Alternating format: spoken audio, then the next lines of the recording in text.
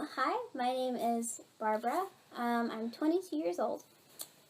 I suppose my first crush, if I remember it correctly, was a boy named Dustin. And I first met him in kindergarten, and we ended up going to school together pretty much all the way up through elementary school and high school. And it was pretty straightforward. It was just like one of those little kid crushes where you don't really know why you like him, you just do. He was popular, and he had a little 90s chili bowl haircut. He was pretty cute. My mom thought he was cute, so that helped. But nothing came of it because I wasn't cool or popular. So I just kind of liked him. Although later he grew up and turned into kind of a tool, so yeah, that was my first crush.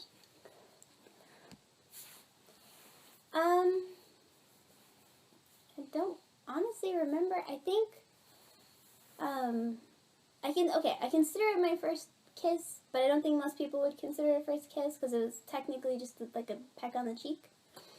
But my very first boyfriend, actual boyfriend, his name was Corey, and he was my boyfriend in the 7th grade. And he played the tuba in the 7th grade band, and I played the flute, and they sat right behind me.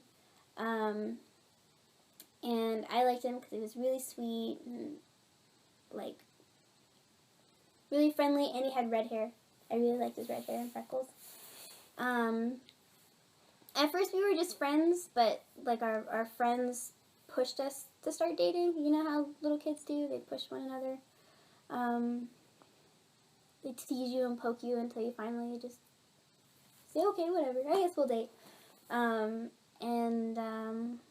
He was really sweet and really nice, and one day I just kind of wanted to surprise him, so after school, when I was saying goodbye, I just said, bye, and I gave him a little peck on the cheek, and he got really excited and blushed really badly, and I felt really grown up. So to me that was my first kiss, even though it wasn't technically on the lips or anything, but yeah. I've never used Tinder or anything like that myself. Never really had the reason to. And I've thought about it. I don't know if I really have a firm opinion on it. It seems to me like most of the time it's a way for people to hook up and creep on other people. But, I mean, I don't see any reason why somebody couldn't meet somebody to be in love with using them, you know, like when we're younger and like when we're in elementary school and high school and even college, it's really easy to meet a lot of different people and see a lot of different faces. And if you're ever going to fall in love, the key is just meet people. And so when you're in school, it's easy because you change classes on a regular basis, your schedule switches around, but like once you get out of college or get out of high school and you just start working, you kind of see the same group of people every day, and it gets harder to meet new people and find love. So I think, you know, it's just a way for people to meet new people, and I don't see why it couldn't work out for somebody. Don't know if I would use it, but I can't say I wouldn't. My mom did, and I never thought she would have, so if my mom can use it, I probably could too, so yeah.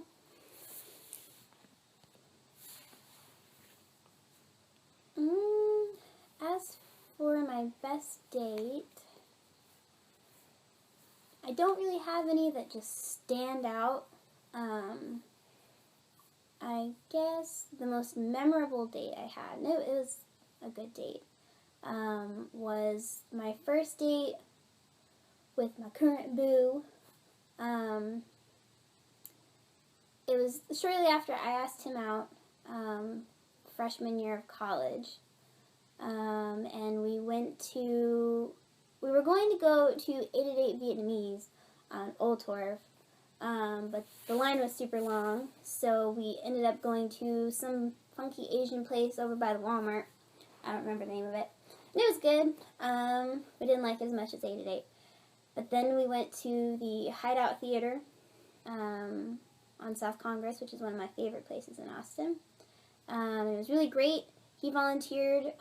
It's a comedy club for people, I guess, that don't know what it is. And he volunteered to be in one of their improv sketches and won free tickets to a show, so that was cool. And then we went to the Mickey D's on Old Torf, and got food there. But it was so late that the lobby was closed, so we ate in the parking lot. And I remember there was a bat that was flying around the utility pole next to the Mickey D's, and I was really interested in the bat. But we ate our food, we were sitting in the car, and I remember I was sitting there waiting on him to kiss me, and he didn't. So then I was joking with him, are you going to kiss me or not? And he was like, well, I wanted to, but I was too nervous. So then I kissed him, and then he told me, well, I guess that was my first kiss. And then I was fake, mean and mad at him. I was like, well, you should have told me that was going to be your first kiss. I don't want that burden. I don't want to know that I was the one that, took your first kiss. And so I was playing mad at him for the rest of the night. But yeah, it was fun. It was good. Yeah.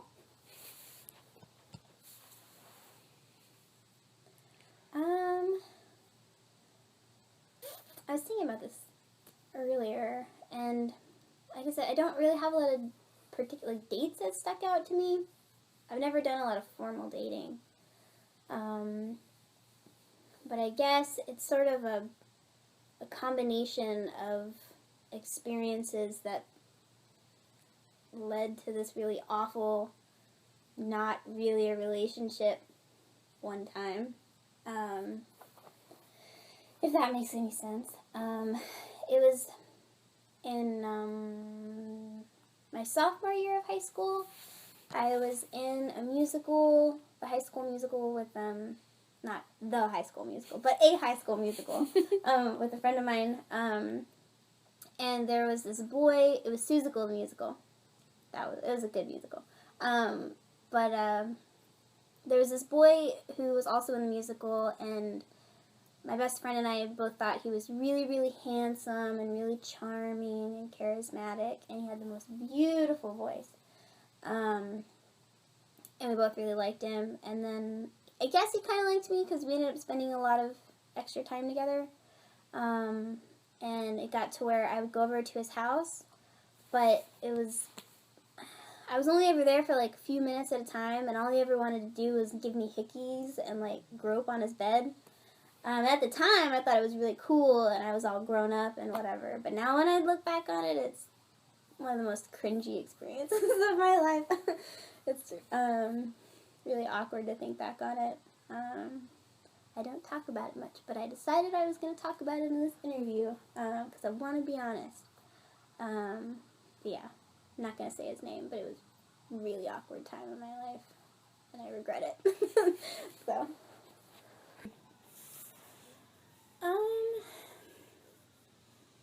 it's happened almost every time I had an actual relationship where it's kind of a sudden thing. I was always, everybody I ever really dated I was friends with beforehand. And then something happens or somebody says something, and then all of a sudden you start to think of them differently, and you start to think, well, I never thought about them as a partner, but you know what? They might be a good choice. And then, after that, you start to notice little things they do that are suddenly not just something that your friend does, but something that you kind of really like and admire. And then past that point, it's all butterflies when you see them, and you get really weird around them. And you start wondering, what they would think about this or that thing. Or what they would do in a particular situation, or what they were like grown up, and stuff like that. But, yeah, I guess that answers the question. The first thing that attracts me to someone is anything that sort of displays humility in that person. and a big one is a sense of humor. With my current Pookie Poo, the first thing I noticed about him was how quick he was to laugh at things, and how unafraid to be goofy he was, and how to, like, he he would tease people, he would make fun of himself, in like a lighthearted way, and it really showed some humility on his part. I think humility is the foundation of all love. And to me, humility is really understanding your own value and understanding the value of other people, understanding that you are no more or less important than anybody else, and that they are no more or less important than you. And once you realize that, that's when you can really start to feel love. So anything that sort of displays that in a person, so feeling comfortable, like making fun of themselves, or being really kind and gentle, not being afraid of looking weak, or not feeling like they have to be really macho or confident and mean, but not being afraid to be gentle and kind and quiet and patient. Anything like that. Heartbreak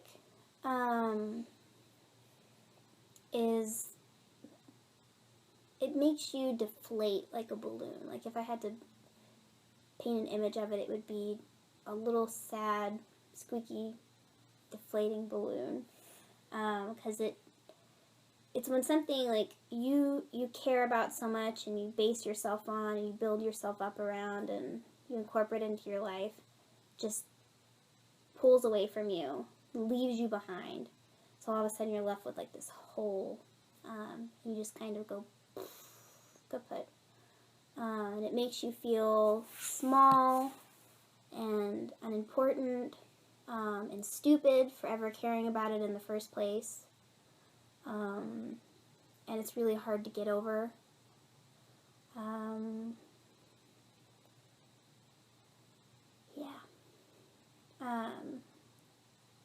It's really crushing and can make it near impossible to see any value in yourself. And you get this actual, like, pain in the top of your heart, literal heartache, that goes along with it. It's really rough.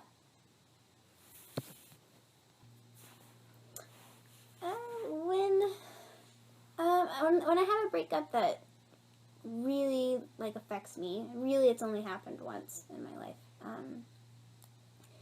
but I tend to be a wallower, and I'm one of those wallowers that doesn't want out of my wallowing. I don't want anyone to comfort me or try to make me feel better. I just want to wallow. I tend to isolate myself from people, and I spend a lot of time on my own. I listen to really sad music. I watch really sad movies. And I also get really, really morbid. And I'll draw like really grotesque things. I like to draw, so I'll draw like really gruesome looking faces and monsters and things like that. And in high school, when my first love, my best friend, was kind of drifting away from me, and she ended up moving away, and I was kind of left on my own. I quit going to lunch in high school, and I would spend my time either out in my car in the parking lot, by the drill team locker room, or in a bathroom, or at the library, and I would draw gruesome things, listen to sad music, and to kind of give you an example, I read Dante's Inferno at that time. So yeah, I'd get really morbid and spend all my time by myself. I've been in love twice in my life. The first time was with my very best friend, Alan. We started being friends in 6th grade, kind of. I didn't like her when I first met her. I was mean to her and I bullied her. But then as middle school came around, we became really, really good friends. And then in ninth grade was like one of the best years ever. Was when I first kind of started feeling things for her, and I told her about it, and we had sort of an affair for a while. And it was kind of on and off again throughout high school, and we both dated other people and didn't see each other for a while. But she was my first love, and I still love her. I still think she's wonderful. Even though we drifted apart and kind of officially broke it off after I came to college. And the second time I've been in love is currently with my Pookie Poo, Michael. We started dating freshman year of college, and in April it'll be our 4-year anniversary. So, yeah, still in love. Yes, and, well, yes, but, I guess. I do think it's possible, because when you love somebody, you never really stop loving them, and that's kind of how you know it's real love, is when you really loved someone, even if you break up or grow apart or move away from each other, you never really stop having feelings for that person, and so you may meet somebody new and fall in love with them, but you'll still harbor that love for the first person. I think it's different because every love you feel in your life is going to be different, and none of them are the same. Like, the love you feel for your mother will always be unique. You'll never feel that for anyone else. The love you'll feel for your first best friend will be the same. Will be different from the love you feel for, like, your fourth best friend in life. So, I think we hang on to those loves as we go on, but they are different. And, like, it's hard to explain, but I think when you find the person that you want to be your life partner, and that really is going to be your life partner, I don't think you can have that same love for two people at the same time. It's kind of a practical thing. You can't really invest in one lifelong partnership with one person and do it with someone else as well. It's just time. It's hard to do it time-wise, commitment-wise, but I also think it's just difficult heart-wise. So if that answers the question, that might answer the question. So, yeah, that's my answer. Kind of like I touched on before, I think the foundation of all love is humility. If you are coming from a place that's humble, you can grow a love, and you can grow all kinds of different loves. But I don't think you can ever really have love if you don't understand humility. And when I talk about humility, it means understanding your own value and your own worth and the worth of someone else. So you really have to know who you are and what you're worth. And then you have to come to understand who someone else is and what they're worth. And when you do that, you can love them. And there's all kinds of ways you can love a person. You can have like motherly love and brotherly love and romantic love. But they all come from this place of being humble.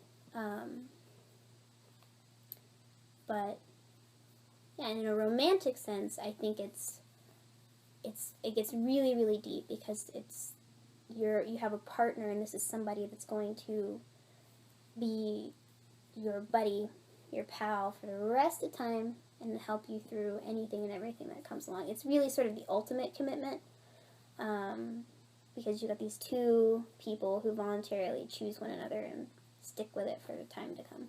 So,